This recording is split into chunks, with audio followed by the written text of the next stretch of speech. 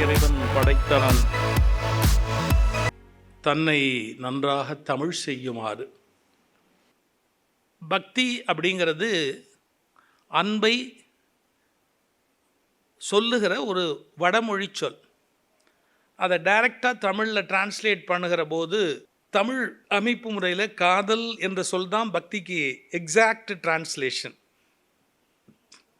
ஆனால் இந்த காதல்ங்கிற சொல்லை வேறு ஒரு அர்த்தத்தில் பயன்படுத்தி விட்டதுனால காதல் அப்படின்னு சொன்னால் ஏதோ மனித சரீர கவர்ச்சியையும் அது சேர்த்து குறிக்கிறது அப்படிங்கிற ஒரு உணர்வு ஏற்பட்டு விட்டதுனால காதல் அப்படின்ற நேரடியான மொழிபெயர்ப்பை சில பேரால் ஏற்றுக்கொள்ள முடியாது. அது எப்படி அந்த வார்த்தையை போய் நம்ம சொல்கிறது பக்தி புனிதமானது அப்படிங்கிற மாதிரி ஒரு கருத்து உண்டு. ஆனால்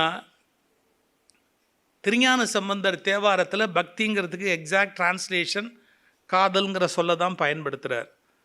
காதலாகி கசிந்து கண்ணீர் மல்கி ஓதுவார் தம்மை நன்னறிக்கு உய்ப்பதும் வேதம் நான்கினும் மெய்ப்பொருளாவதும் நாதன் நாமம் நமசிவாயவே என்ற பாடலில் ஞானசம்பந்தர் காதலாகி கசிந்து கண்ணீர் மல்கி அப்படின்னு சொல்கிறார். எனவே நல்ல தமிழில் காதல் அப்படிங்கிற சொல் பக்தியை குறிக்கிற ஒரு சொல். நீங்கள் பழைய என்னுடைய பேச்சுக்களில் பார்த்துருந்தா கூட தெரியும். அந்த ஆபத்து நடக்காமல் இருந்தால் நல்லது தான். அதில் ஒரு சம்பவம் சொல்லியிருப்பேன். வாத்தியார் பாடம் நடத்திக்கிட்டே இருக்கும்போது, அப்போல்லாம் பள்ளிக்கூடத்தில் வாத்தியார் பாடம்லாம் நடத்துவாங்க. அதுக்கு நேரம் இருந்தது.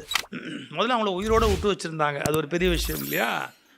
அப்படி ஆசிரியர்கள் பாடம் நடத்தும்போது ஆசிரியர் சொல்கிறார், அன்பு அப்படிங்கிறது இறைநிலையில் வரும்போது காதல்ங்கிற சொல் வரும் அப்படின்னு சொல்கிறார்.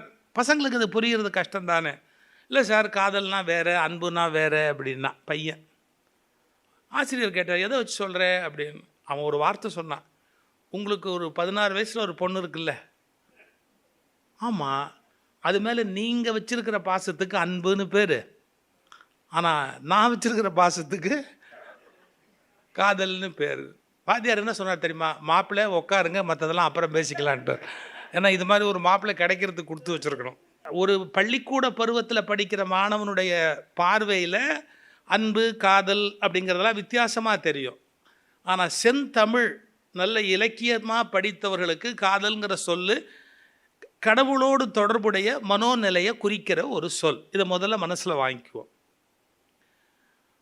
இப்போது இந்த உணர்வு நிலை, அதாவது கடவுளுக்கு நமக்கும் இடையில ஒரு தொடர்பு. ஒரு கேள்வி கேட்கும்போது இன்னொரு கேள்விக்கு போனால் கொஞ்சம் கஷ்டமாக இருக்கும்.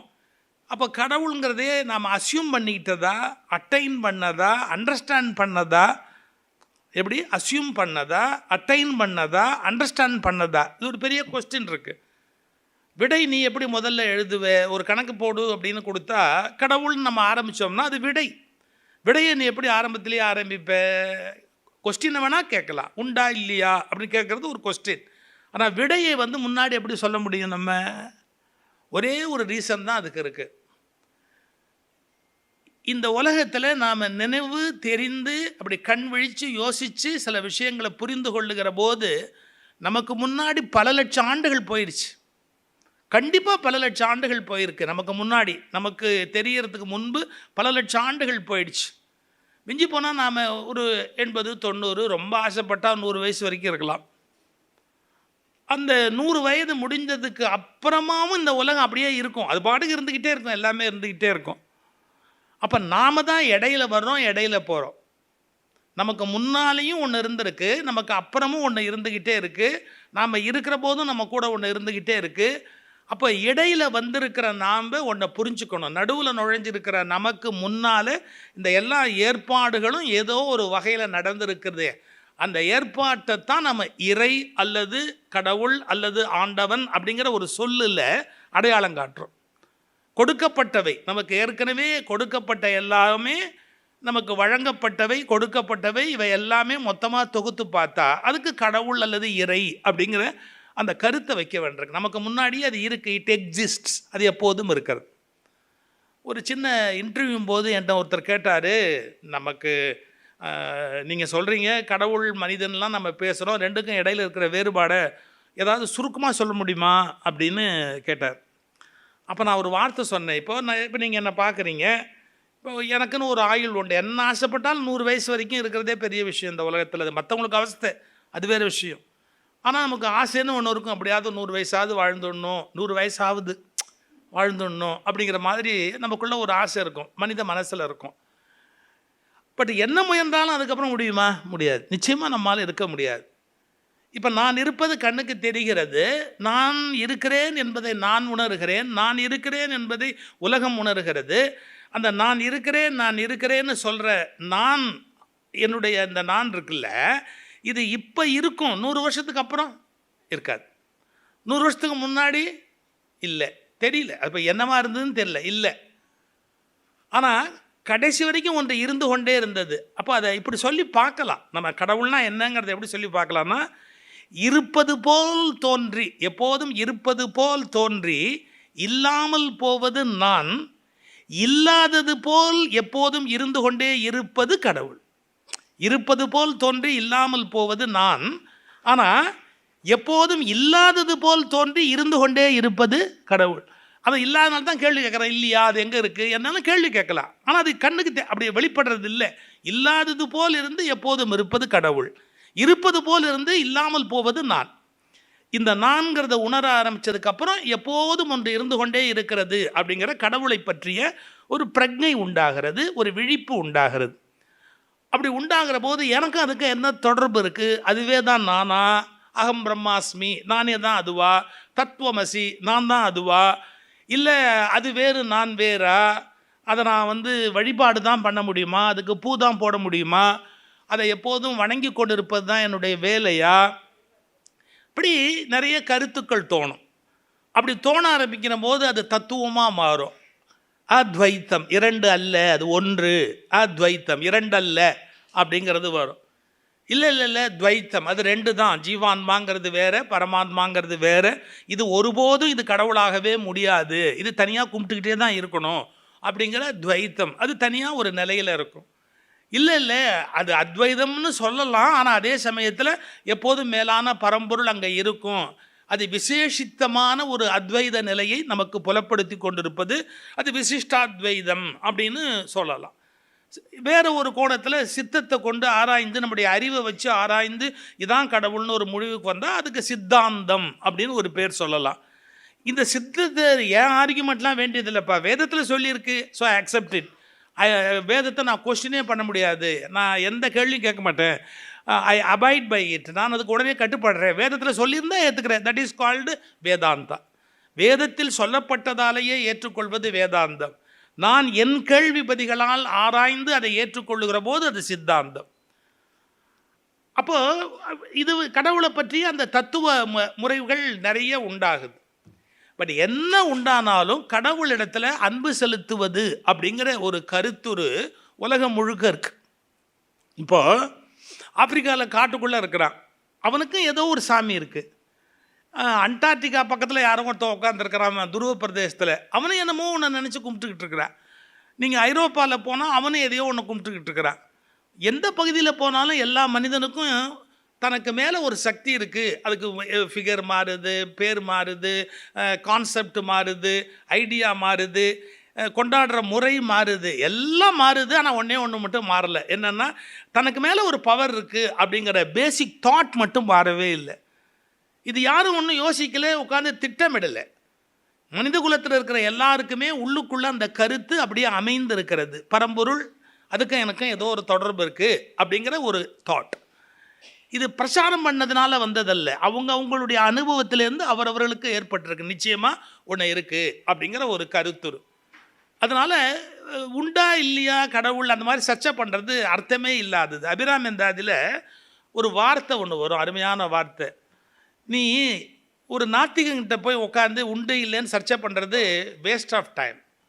அதுக்கு ஒரு வார்த்தை சொல்வார், குன்றில் கொட்டும் தறி அப்படிம்பார். ஒரு பெரிய பாறாங்கல்லில் ஒரு மரத்தில் இருக்கிற ஒரு ஆணி மாதிரி இருக்கிற ஒன்றை அடித்து நான் உள்ளே இறக்கணும் அப்படின்னா வேண்டாத வேலை, எதுக்குது, எதுக்காக அதில் போய் நான் அதை இறக்கிக்கிட்டு இருக்கணும், தேவையில்லை. குன்றில் கொட்டும் தறி. ஒரு மலை இதில் கொண்டு போய் ஒரு மரக்குச்சியை உள்ளே சொருகிறதுக்கு படாத பாடு பட்டுக்கிட்டு இருந்தால் ஏதாவது அர்த்தம் இருக்கா? இல்லை. திருவையில் சொருகினாலாவது அர்த்தம் இருக்குது, ஏன்னா மாவாத அரைப்பாங்க அந்த காலத்தில். ஒரு மலை உச்சியில் போய் அதை கொண்டு போய் ஒரு மரத்தை நட்டு வச்சு மரத்தை உள்ள சொருகி என்ன போகுது? ஃபஸ்ட்டு திங், இந்த ஆர்கியூ பண்ணி கடவுளை நான் நிரூபிக்கிறேன், ஆர்கியூ பண்ணி அதை நான் புரிய வைக்கிறேன்னு சொன்னால் அவனை விட மடை இந்த உலகத்தில் இல்லைன்ட்டேன். தேவையே இல்லை. ஆர்கியூ பண்ணி நமக்கு என்ன போகுது? யாரோட சார் இன்னும் லைஃப்பில் வாழ்ந்து முடிக்கிறவங்களுக்கு தான் தெரியும். ஆர்கியூ பண்ணுறதால எந்த பிரயோஜனமும் இல்லைன்னு தான் நம்ம ஹோமுக்கே வந்தோம். என்ன ஆர்கியூமெண்ட் யாரோட பண்ணாலும் எந்த பிரயோஜனமும் இல்லைங்கிறத நம்ம இப்போ தெரிஞ்சுக்கலன்னா எப்போ தெரிஞ்சுக்கிறது? ஆர்கியூ பண்ணிலாம் ஒருத்தரை ஒன்று கன்வின்ஸ்லாம் பண்ண முடியாது. ஆர்கியூ பண்ணி ஒருத்தரை ஒன்று அக்செப்ட் பண்ண வைக்கலாம் முடியாது. வேணும்னா அவங்கள அக்செப்ட் பண்ணிக்கலாமே ஒழிய ஆர்கியூமெண்ட்டெல்லாம் அக்செப்ட் பண்ண முடியாது. வேறு வழியில் ஒன்று அக்செப்ட் பண்ணிக்கலாமே ஒழிய ஆர்கியூமெண்ட்டை எப்படி அக்செப்ட் பண்ண வைக்க முடியும்? முடியவே முடியாது. அது வேஸ்ட் ஆஃப் டைம். உட்காந்து கடவுள் உண்டா இல்லையான்னு சர்ச்சை பண்ணி பேசி சண்டை போட்டு ஒரு முடிவுக்கு வரேன்னு சொல்கிறதெல்லாம் ரொம்ப யோசிச்சு பார்த்தா அட்டர் நான்சென்ஸ், தேவையில்லாத விஷயம். அதை அனுபவிக்கணும் அப்படின்னு நினைக்கிற போது மனசுலேருந்து ஒரு சுகமான ஒரு ஒரு ஒரு உணர்ச்சி கிளம்புது. அந்த உணர்ச்சிக்கு ஒரு பேர் வச்சான், பக்தி அப்படின்னு பேர் வச்சான். மனசுலேருந்து ஒரு ஊதுவத்தி போக மாதிரி, ஒரு சந்தன போக மாதிரி, ஒரு நறுமணம், பன்னீருடைய நறுமணம் மாதிரி மனதிலேருந்து ஒரு வகையான கிளர்ச்சியான ஒரு உணர்ச்சி ஒன்று கிளம்புது. அதற்கு பக்தி அப்படின்னு அதுக்கு பேர் சொல்லி நம்முடைய பெரியவர்கள் அழைத்தார்கள். இது என்ன கோணத்தில் இதை பார்க்கலான்னா, அது சுகமானது. முதல்ல ஃபஸ்ட்டு விஷயம் சுகமானது. ஒரு மனுஷன் எல்லா பிரச்சனையும் தானே இழுத்து போட்டுக்கிட்டு நானே அதெல்லாம் சால்வ் பண்ணுவேன்னா ரொம்ப வாழ்க்கை முழுக்க சிரமப்படணும். பொறுப்பேற்றுக்கணும் நம்ம வாழ்க்கைக்கு, ஆனால் ரொம்ப சிரமப்பட வேண்டியிருக்கும். துளி கூட கஷ்டப்படாமல் எல்லாம் நடக்க போகுதுப்பா, எல்லாம் பகவான் பார்த்துக்கிறார் அப்படின்னு ஒரு மனோநிலையில் இருக்கிறவங்க நீங்கள் பார்த்தீங்கன்னா ஒரு ஆச்சரியமாக இருக்கும். 24 hours ஹாப்பியாக இருப்பாங்க. எந்த விதமான சிக்கல் எல்லாருக்கும் வர மாதிரி அவங்களுக்கும் வரும். நான் அடிக்கடி சொல்கிற வார்த்தை தான், ப்ராப்ளம்ஸ் ஆர் மேண்டேட்டரி.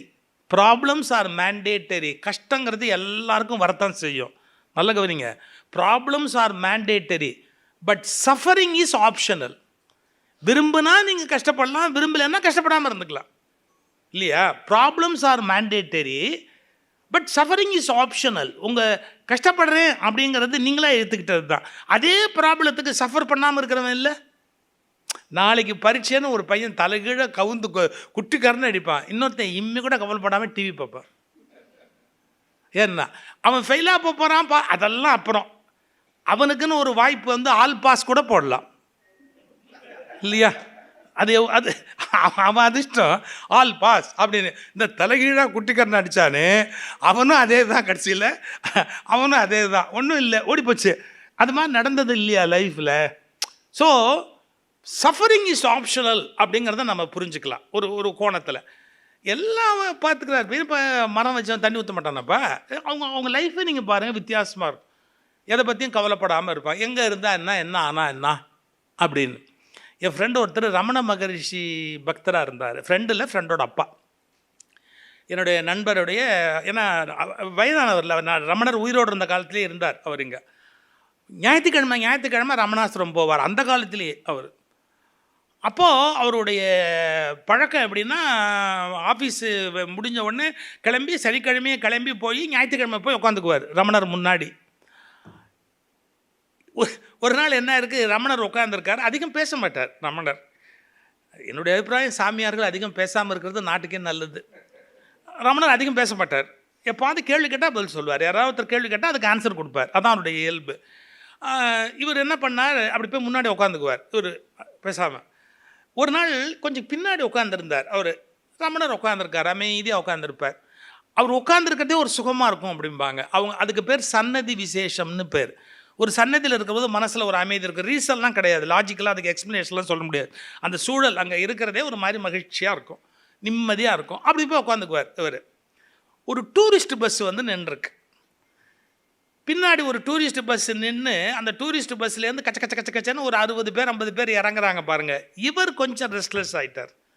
ஏன்னா அந்த டூரிஸ்ட் பஸ்லேருந்து வர்றவங்க நேராக வருவாங்க, அவரை போய் நமஸ்காரம் பண்ணுவாங்க, முன்னாடி உட்காருவாங்க. ஏற்கனவே மெடிடேட் பண்ணிக்கிட்டு இருக்கவனுக்கு இடைஞ்செல்லாம் அவனை தாண்டி போவாங்க. முடிஞ்சால் அவன் கையை மீச்சிட்டு கூட போவாங்க. சாரி அப்படிம்பாங்க. அது நிசப்தத்தை கெடுப்பாங்க, நிறைய பண்ணுவாங்க. ஒரு 50-60 பேர் உள்ளே வரவங்க இல்லாத வேலையெல்லாம் பண்ணுவாங்க. இவர் என்ன ஆகிட்டார், அதில் ரெஸ்ட்லெஸ் ஆகிட்டார். என்னன்னா இவங்க வர்றாங்க, இவங்கெல்லாம் முன்னாடி போய் உட்காந்துக்குவாங்க, நம்மளை மறைச்சிருவாங்க, ரமணரை பார்க்க முடியாமல் போயிடலாம், இல்லை ரமணருக்கு டிஸ்டர்பன்ஸ் ஏதாவது இருக்கலாம், என்ன நினச்சாலும் தெரில. இவர் ரெஸ்ட்லெஸ்ஸாக நெளிஞ்சார் பாருங்க, அன்பிலீவபிள்.